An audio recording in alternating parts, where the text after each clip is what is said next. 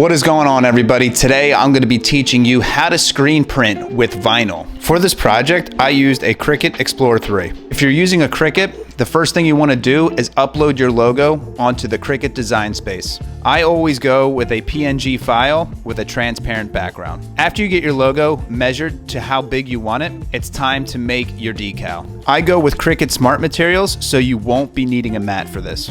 Okay, here comes the most important step of the process. Make sure you put mirror on, because if you don't, your design's gonna be backwards and it's gonna ruin your entire project. All right, once you click mirror on, I would center your logo. It just makes it easier when it comes time to screen printing. And once again, I use Smart Permanent Vinyl, so go ahead and click that option. And the pressure that you want to use for this, you can go ahead and keep that at default. After you got to this point, you're gonna see a light flashing on your Cricut, so go ahead and press that, and then the Cricut is gonna start cutting out your vinyl. Make sure the back area of your Cricut is free of anything. Wires, objects. Your vinyl is gonna go in and out of this space, so you don't want to congest it with anything because it might mess up your design. Once you get your decal cut out, it's time to weed. This tool comes really in handy. It's like a pick. I use the Cricut basic tool set. You don't have to use this, but I highly recommend it. Now, this step of the process is called weeding, and this can be very therapeutic for some people, or it can be very annoying. It sounds weird, but I kind of find it both. Once you get your logo weeded out, and it's looking pretty good at this point, it's time to apply the transfer tape. Just go ahead and measure out as much as you need, cut it to size, and then go ahead and place it on top of your decal. Now remember, your decal is mirrored. You're putting the transfer tape on top of the decal. This is all gonna make sense very soon. Here's another tool that comes with the Cricut tool set. It's pretty much a roller, and it gets out all the bubbles when you're applying the transfer tape. I highly recommend investing in these tools. You don't have to, but it will make the job a whole lot easier. Once you think your transfer tape is really sticking to your decal, it's time to peel it off. I like to do this from the backside because it makes it a little easier to get the vinyl onto the transfer tape. Now, as I'm peeling, I'm making sure no vinyl is sticking to that white part. And if it's sticking to the transfer tape, that's exactly what you want. You can see that this vinyl is very sticky, and that's good because we're gonna apply it to the screen next. Make sure you put the decal on the back of your screen. Do not put it in the front. You have to put it on the back.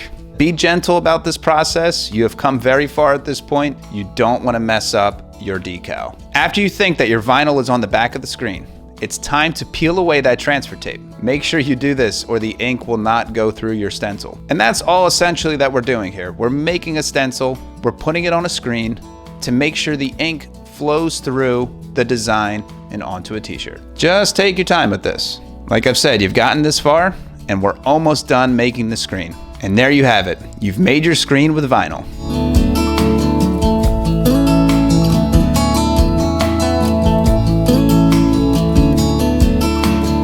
We are pretty much halfway done with the project at this point. Now comes the fun part. It's time to make some t-shirts. Now, I use a screen printing press. I will put the link in the description below for this. You don't need this. All you really need is a piece of cardboard in between your shirt, but the screen printing press is going to help. If you haven't watched my previous video, how to screen print the easy way, I highly recommend it if you're gonna go with that technique. But if you're using the screen printing press, continue to watch this. This is the proper way to do it, and this is the best way to do it. If you're gonna invest in a Cricut and you want to screen print, I highly recommend you spend the extra money to get the screen printing press because it is worth it, especially if you're gonna continue to do this long term. I got all my materials 3 years ago, and I have yet to buy a t-shirt ever since I did so. It's great, I love it. I'm always rocking my merchandise. Once you start doing this, I promise you, you will stop buying t-shirts from stores. Before you throw your screen on your press, let's go ahead and outline your decal with painter's tape. I make sure the entire screen is covered because I don't want any ink going through the screen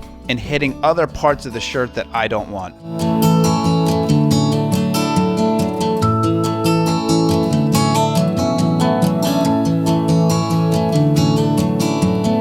Before you put your t-shirt on the board, make sure you spray the board with some spray tack. Now, what is spray tack? Spray tack is an adhesive that's going to keep your shirt on the board, especially when you lift up your screen. You're going to want your t-shirt to stay on the board and not lift up, because if it lifts up, your whole design might get messed up. So definitely pick up some spray tack. You can pick this up at Michael's or any craft store.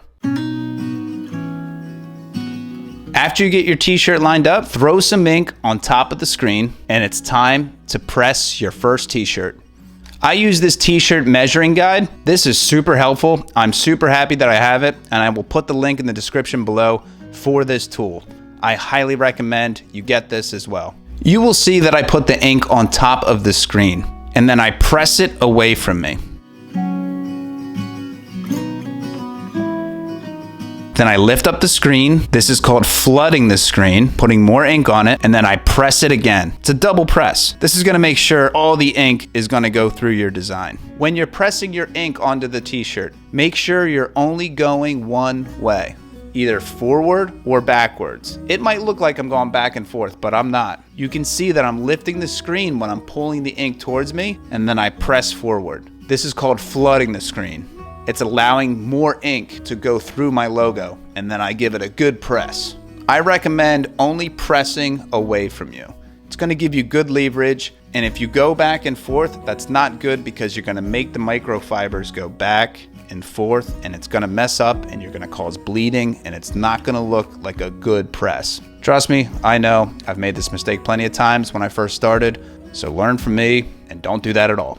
These t-shirts look beautiful. I love the way my logo looks. Once you get the ink onto your t-shirt and you're satisfied with the way it looks, this is gonna help dry the ink quicker. It's time to use a heat gun. And it's gonna be a lot easier to peel your shirt off. This is a very scary part of the process because at this point you've done everything right. So take your time with this and just pull it away nice and slow and go ahead and hang it up.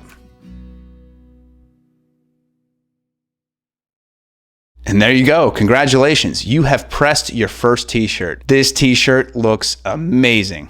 I am so stoked on how my logo looks on this t-shirt. This is probably the best press I've ever done. I recommend you have at least 5 t-shirts lined up for this. You don't have to, but you've already put enough time and effort into this project. Now it's time to reap the rewards.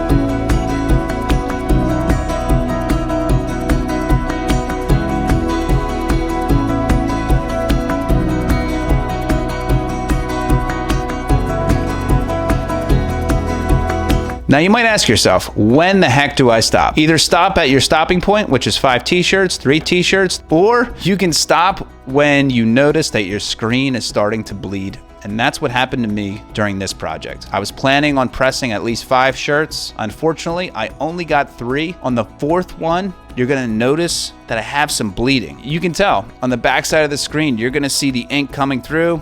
And if you see here, it might be tough to see, but on my logo, it's looking a little bold, and this is called bleeding. This is the time to stop screen printing. After you got all your t-shirts pressed, let them dry for 24 hours. After they're dry, it's time to heat press them. Now I use a Cricut heat press. Other companies make this, but this is the one that I went with. Warm up your heat press to 325 degrees, and you're gonna press it for 30 seconds. Make sure you put your parchment paper in between your heat press and your t-shirt. You don't want to burn your t-shirt. And there you go. Let that steam rise. This is a great feeling when you get to this point of the project. Now I like to do an additional press, and I'll just do another 30-second press, 325 degrees, just to make sure that ink is going to stick on that t-shirt. It doesn't hurt to do a second press. You don't have to do this, but I always do. And there you go. You are done, and these t-shirts look amazing. Now, some people might say, you only get 3 t-shirts from this project? Heck yeah, I'll take it. There have been times that I've spent an hour on a decal. I got it all set up on my screen, and I totally messed up the first press. So 3 beautiful t-shirts, I'll take it. Now, can you reuse this screen? Yes, you can. I take it outside and I rinse it off with cold water, and your decal should not peel. And then it should be good for another press and another project. Here is the exact screen that I used for this project, and it still looks pretty good.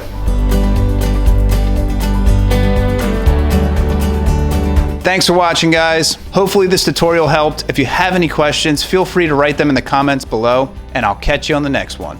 Peace out.